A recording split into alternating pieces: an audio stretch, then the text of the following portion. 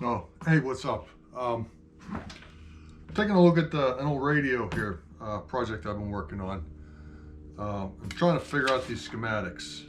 This is a Crosley 56TN-L from 1946. I got it working. Talk about that in a minute.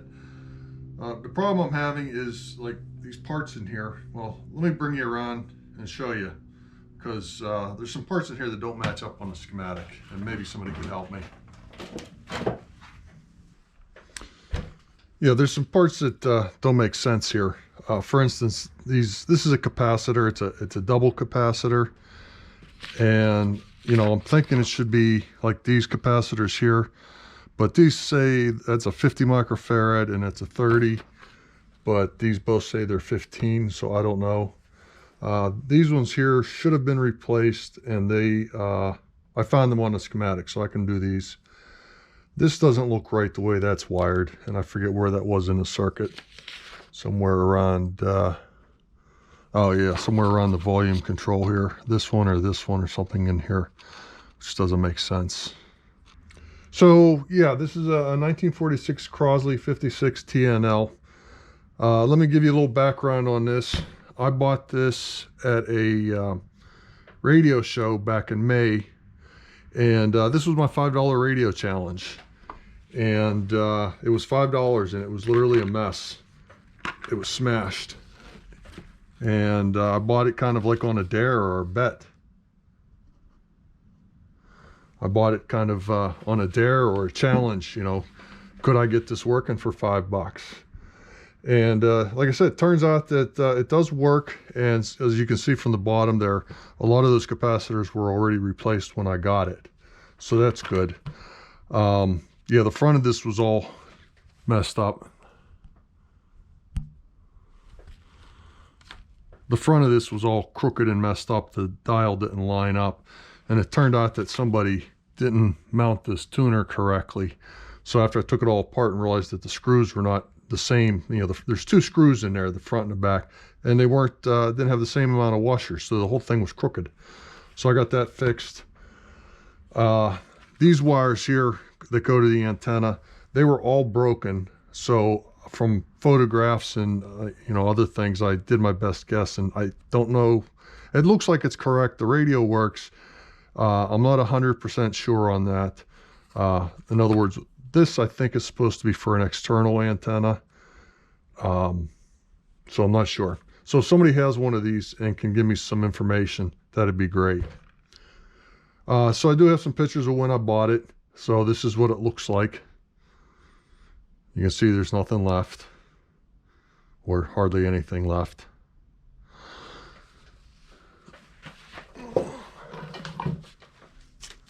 These are the only pieces that I saved from it, because it's a speaker cloth there, and just a couple pieces. You know what, I'm just going to toss these because that's of no use. And I don't know if that's of any use. That's actually a good piece of wood there. I think that's the top of it. So whatever. But I might just keep this as a reference for the grill cloth, in case I decide to get original grill cloth or something.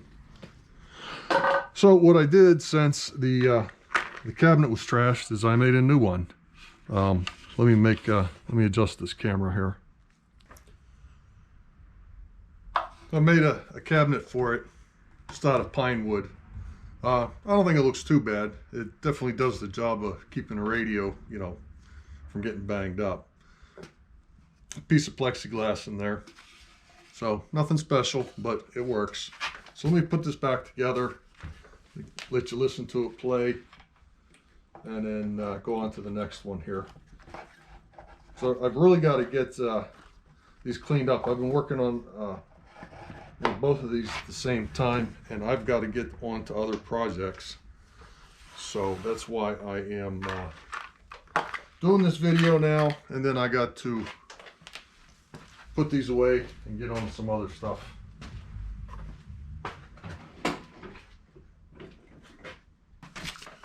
I stopped the camera while I was putting the screws in the bottom, because it takes me forever to figure out how to get those screws in.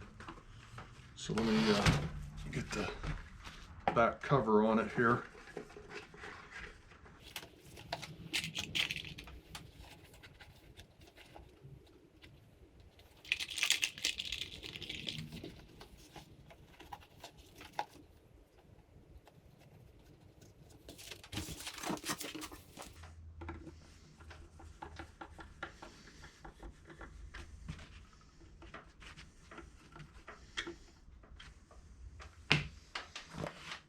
So maybe someday I'll make a new cover for the back of this, but that's okay for now. It works.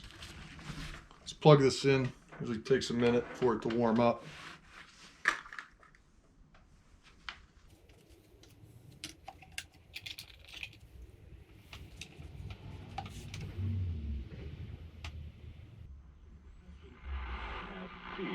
Bloomberg Money walks at 26 and 56 past every hour.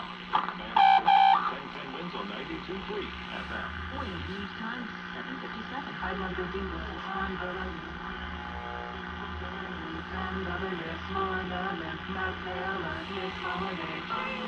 Okay, that's not too bad. You get some static in there. I'm not sure what it's supposed to sound like. I'm missing a knob for the center, and also this is for the tone. I made this on my printer. Yeah, that changes the tone.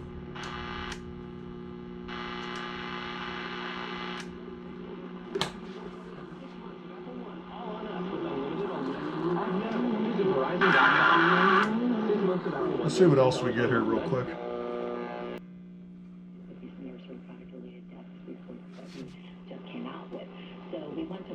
Okay, so that's AM. Let me see if I get anything on the shortwave here. I might.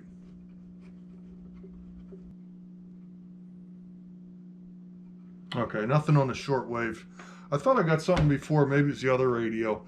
And yeah, that might be the problem I was showing you in the back with the antennas and how I wired it. So it's quite possible that I wired the that antenna coil incorrectly in the antennas. So yeah, again, that's a 1946 Crosley 56 TNL. And if you know anything about these schematics and why they don't match up with what's in there, that would be great if you could help me.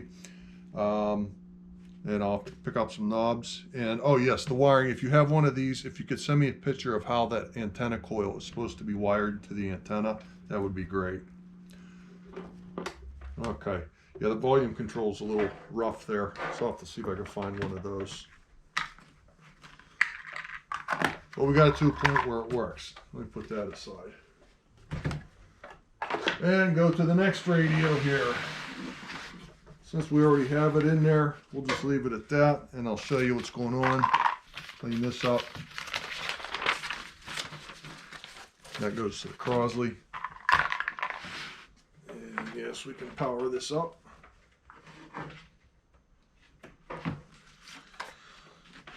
So I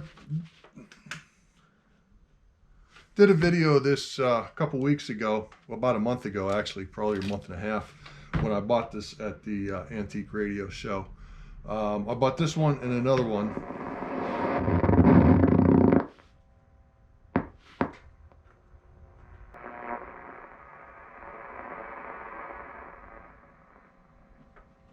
Let me get an antenna on there.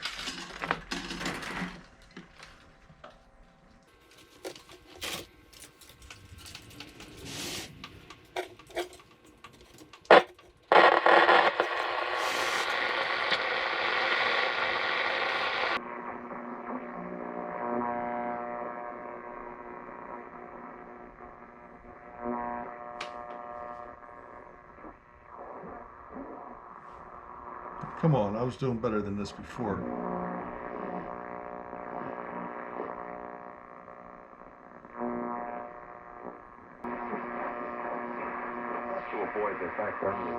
Downtown on Solo eastbound, they're in the process of removing an overheight truck. Okay, so I think that's KYW, and that's pretty close. That comes in on a lot of radios. So. For the airport tunnel.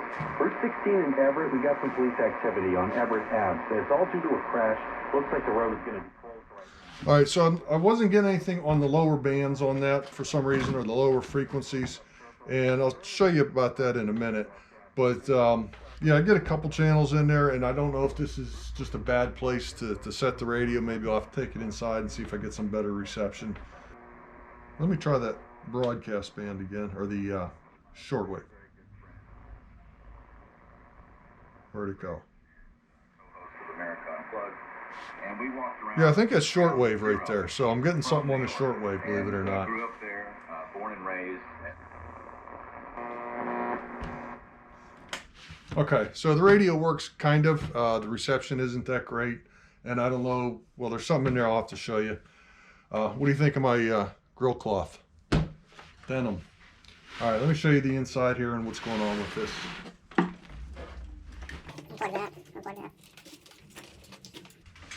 So when I first got this, it did power up, but it wasn't making any noise. Nothing was going on. And I'll show you. Oh, take the knobs off here.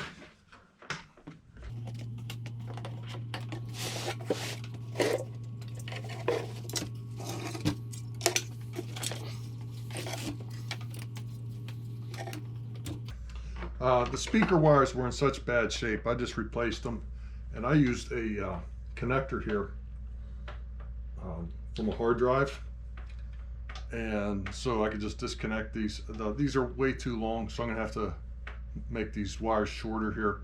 But it saves me on the speaker, because every time I move this thing around with the speaker attached, I put another hole in the speaker and have to fix it. So that's what I did with that. Let me move the camera around and show you what's going on, what I did with this one. This is a couple days later. I had to re-record this because I lost the video. So here's the chassis. I'm going to have to number my capacitors. So this is a capacitor that was in the back there. This is a 12 microfarad, I think, and it says Malroy on it. So I would guess that these have been replaced at some point. In other words, they don't say Philco. They're not the original. So I replaced them anyhow.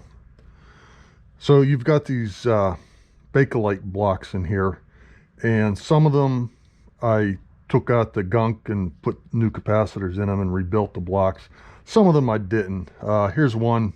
It really didn't make any sense, and plus the fact that I broke it. That was here, and this was easy enough to wire up just like this, so it really wasn't worth the trouble to rebuild that block to me. Over here then you have capacitors. This is the capacitor block 20 A, B, C, and D, and that's what it looks like. And it really wasn't worth the trouble to rebuild this, because actually they all had wires coming out. So all I had to do was cut those wires off, put a capacitor on it, and then ground the other side of it, and really made a whole lot more space in there. It was easier to do it that way. So that's what I did on that. So we've got all new capacitors. Some of the Bakelite blocks I did rebuild.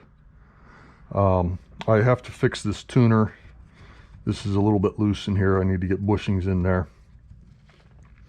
The volume control kind of works. I'm not sure. I might replace that. So when I got this, it didn't play, or didn't get any sound out of it, and it was this coil right here, that's part number 15, which is here on the schematics. So I was watching a video from Buzz 1151, and also something that I read, that quite often those coils do go bad. And so I took it out, and well, I owned it out, and it showed that it was bad, so I took it out. Sure enough, it was.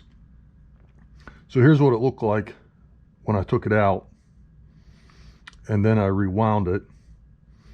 Here's a picture of it after I rewound it. I'm not sure if I did it exactly right or not. That might be the reason for not getting any stations on the lower frequency. So I might have to redo that. Yeah, let me plug this in and show you something, or listen to something. Tissue in your knees, hips, shoulders, and back. If you have knee replacement surgery and then the knee is not yours, then there's no guarantee that that's going to be successful. So that sounds better than it did before. And there's a problem, there's a new problem in here that I need to fix. And this resistor needs to be replaced.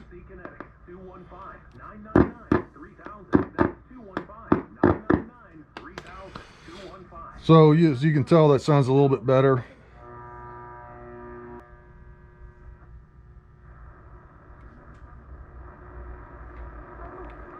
All right, there's something there. I thought I was getting at least 4 stations on this.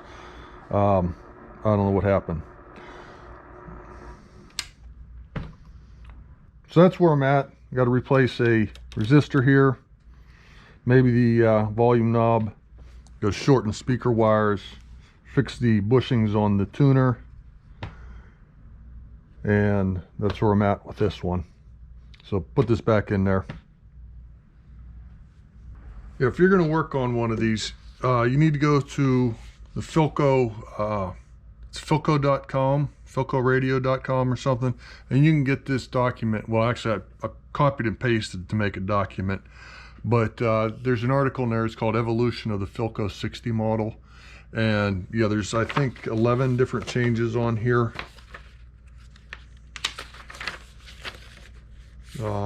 Doesn't say how many. Something like that, something like 11 different changes. And so this says that's August 1st, 1934, and it shows that this condenser block number 20, which is this, was changed to part number 304217, which is that part number. So this radio is actually after August 1st, 1934. So I know that much. So after that, actually, I think the only changes that were made after that,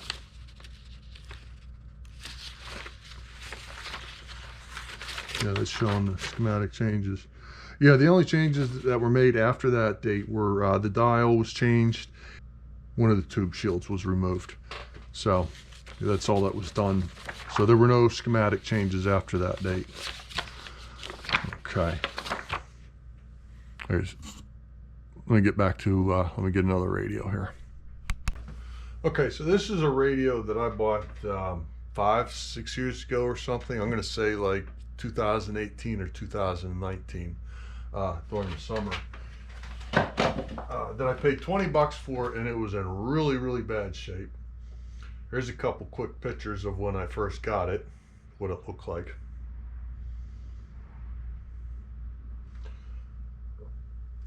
So this is from 1936. It is an American Bosch 602T is the model. And this actually has 3 bands on it. It's got the AM, it's got the shortwave, and it's got the police band on there, which is interesting. So this is what is called a farm radio. And it does not plug into the wall. It's a farm radio because it was designed to use batteries. And I should have, well, I knew something was up when I got it, and there were connectors coming out of this, and there were burnt wires in here. And I did a lot of work in here.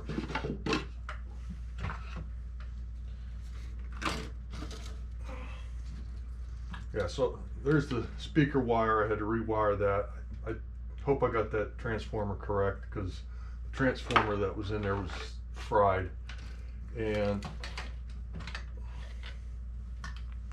all these different battery connections were, they were all fried in there. So I had to figure out, you know, what power goes to what. So like battery B is 135 volts. Battery A is 2 volts, 2 to 3 volts. Battery C is 4.5 volts. So again, I'm using the hard drive power adapters on these guys, and they're all wired differently, so I can't screw them up. Even if I plugged them in to the wrong connector, it wouldn't matter because nothing would happen.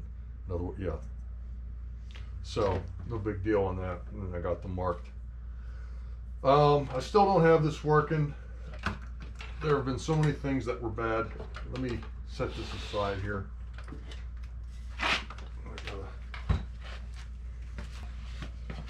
Made a piece of wood to hold this so I don't break the front of it.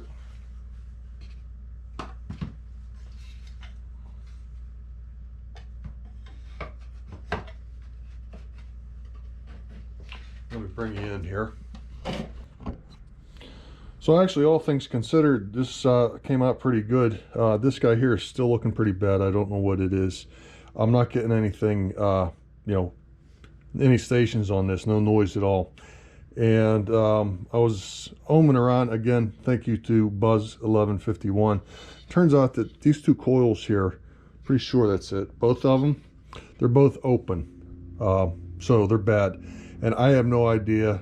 I mean, of course, there's a part number in the original schematic, but you're not going to find those anywhere.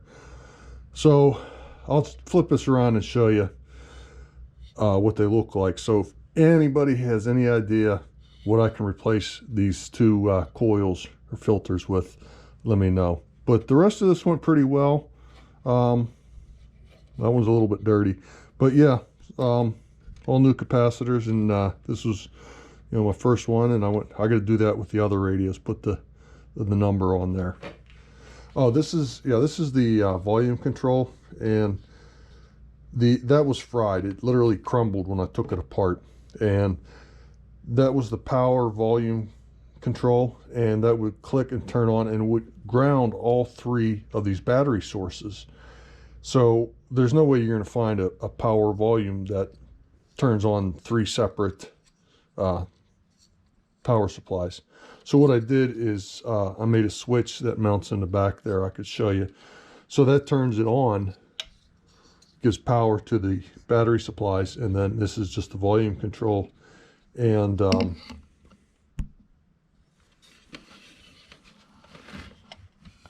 I couldn't find, well, I could probably find one. I think that's a 10K, maybe it's 100K. And I couldn't find one with long enough shafts, so that was a quick 3D print for now.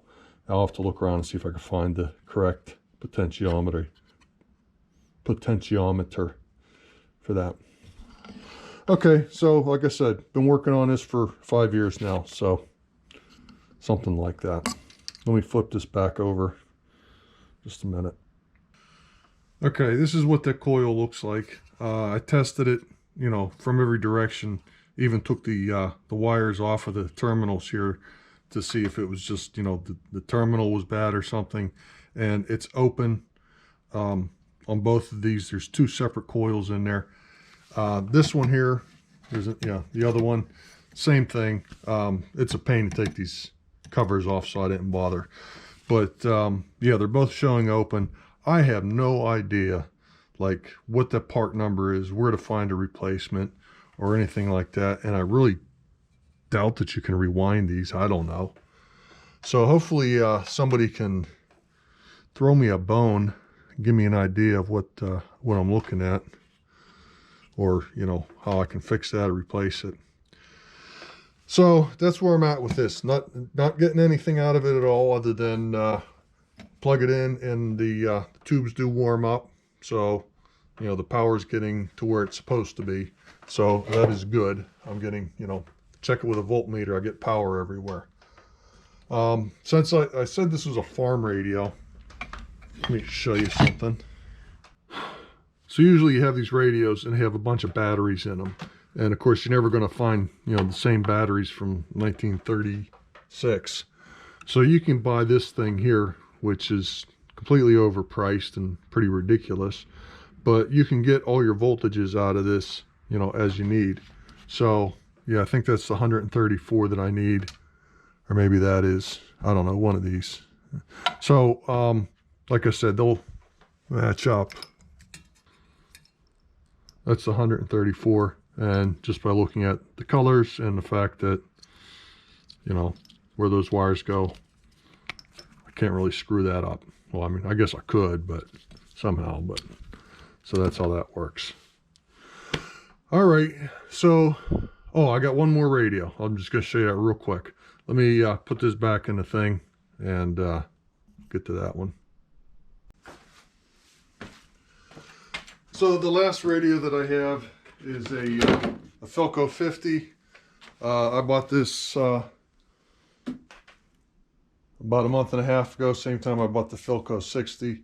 I was talking about replacing the cabinet, and actually all I need is like the front here, this piece of wood replaced.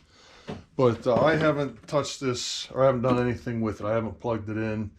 All I did was look at the back of it, and you know, again, you can, I did a video of this, you know, a month and a half ago, show that I took this out. And actually what had happened is I was testing these tubes, and I pulled one out, and I think I pulled the tube right out of the socket.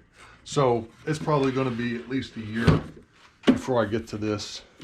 It's Philco 50. I think that's from 1933, 1934. I'm not sure. So, I mean, it looks like it's possible to fix it. It's not completely trash. So that's, like I said, I'm not going to get to that for at least a year. This one here, the 60 again, I'm going to redo the cabinet. I'm going to have to wait until the weather's warmer, because if I try and refinish this in the cold weather, it's just going to come up with it's just going to end up a mess. And I forgot the tuner assembly on the front of that chassis is loose. I need to take that tuner out and put some new grommets in it. On this Crosley here,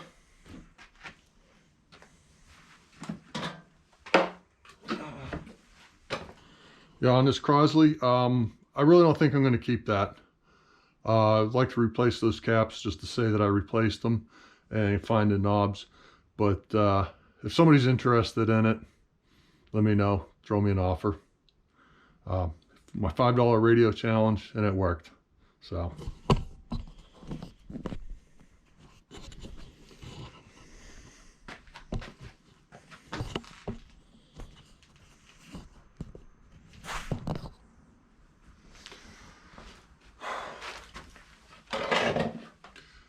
All right, thank you all for watching. That's what I've been working on instead of working on train projects. So, like I said, I need to button these up and do this video and get back to these another time so I can get to my train projects and a couple other things. So yeah, put a comment down there. Let me know if you've repaired any of these, if you know anything about them. And of course, check out Buzz 1151. Check out his channel if you're into antique radios. He does a great job of repairing radios. Again, thanks for watching. Take care. All right.